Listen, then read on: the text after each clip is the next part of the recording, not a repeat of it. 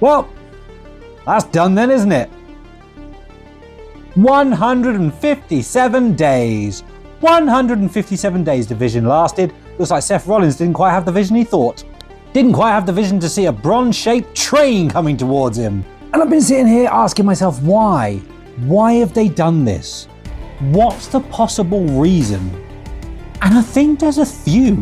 So as we know, on Monday Night Raw, the Vision were top of the world. We had the Crown Jewel champion Bronson Reed beating Roman Reigns and everything was peachy. Or so we thought.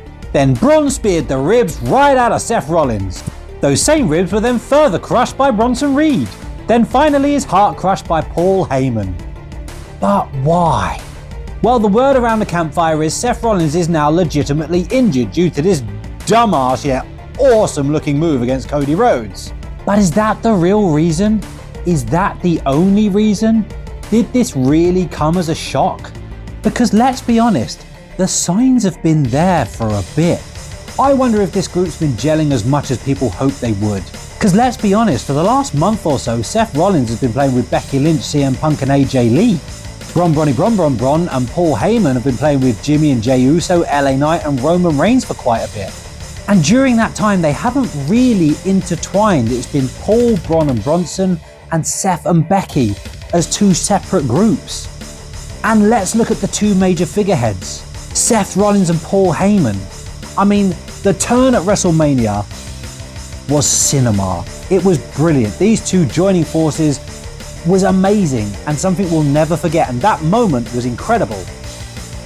But these two guys really don't need each other. Seth certainly does not need a mouthpiece. Paul Heyman certainly does not need a wrestler.